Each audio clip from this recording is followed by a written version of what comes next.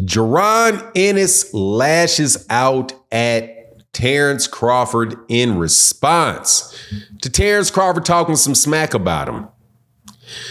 Let's talk about that in this video.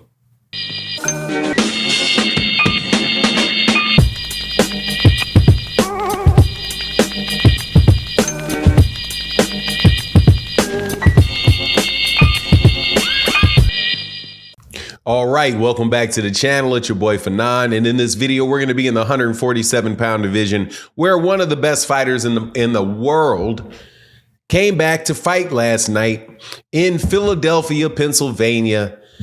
Jaron Boots Ennis beat up on David Avanesyan, overcame what he called ring rust to put on a dominating performance. Got him out of there. Well, broke his jaw, broke David Avanesyan's jaw, and David Avanesyan didn't come out for the 6th round. Doctors waved it off. Definitely looking like he was getting hurt throughout that fight. But tough guy, without a doubt. I think he was trying to last as long as he could possibly last. He definitely, fought back against Jaron.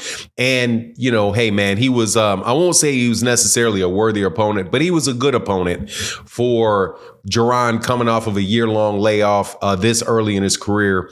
But it was Terence Crawford's reaction to the fight that drew most people's attention, and Jaron Ennis has now responded to it. Now, before I get into it, let me welcome you back to the channel.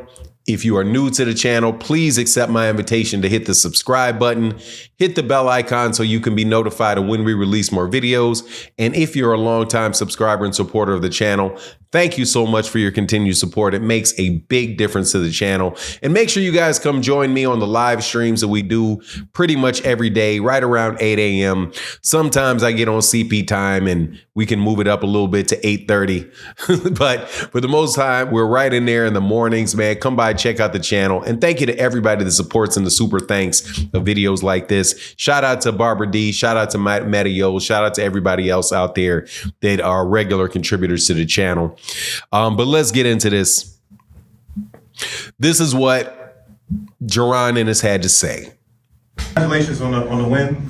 This is Najee from Cigar Talk. I hate to be this guy, but it's viral on Twitter. Terence Crawford put out a tweet. He said, world-class fighter. He was questioning your status as a world-class fighter. I just wanted to get your reaction to that, both Bozy and Boots. What you mean? I didn't hear that. Yeah, he just put out a tweet, said, world-class fighter, the double standards are crazy.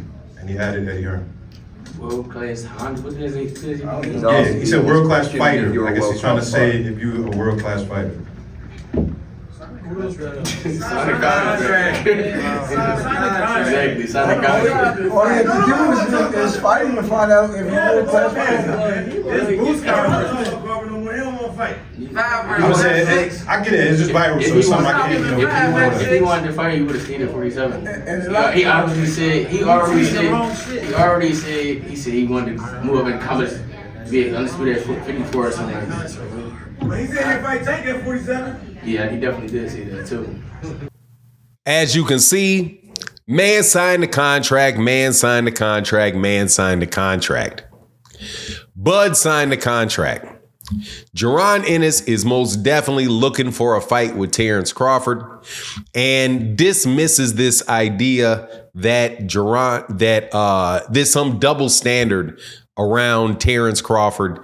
And in fact, he's been fielding questions all week long about a fight with for Terence Crawford. And he says, man, look, man, we can get it on. We can make it happen. Now, Eddie Hearn has said that he, was talking out of both sides of his neck, really. He's on one side of the neck, he says Jaron can fight him now. On the other side of the neck, he says, look, man, we need to clear out this 147-pound division. I'm telling you right now, that is going to be the source of most of the confusion with boxing fans over this particular topic for the entire time. Because this is exactly what happened with Terence Crawford and Errol Spence, where they both want to fight each other, but one guy has other work to do and that prevents the fight from happening for a while. In the case of Errol Spence had a bunch of fights on his side of the street with PBC fighters to collect 3 of the major championship belts. But then he did what he said he was going to do, which is fight Terence, and then Terence wins all the belts by beating Errol. We're kind of in the same situation where Jaron is a champion at 147 pounds. He's got 3 other belts to get. Terence is fighting on August 3rd against Ismail Madmarov. And so he's busy. And not only is he busy with the fight Israel, he probably has another rematch set up with Errol Spence if Errol Spence is able to overcome Sebastian Fundora in their fight at 154 pounds. It's supposed to be taking place in October or November. So, there's a ways off with this between these two fights, but between these two guys fighting, if it ever happens. Now, Sean Porter said, or not Sean Porter. Yeah, Sean Porter did say that he doesn't think the fight ever happens. He just thinks that the amount of time it's going to take to get it done, that if they don't offer Terence Crawford an absolute grip of money to fight Jaron Ennis, then that fight is never gonna happen.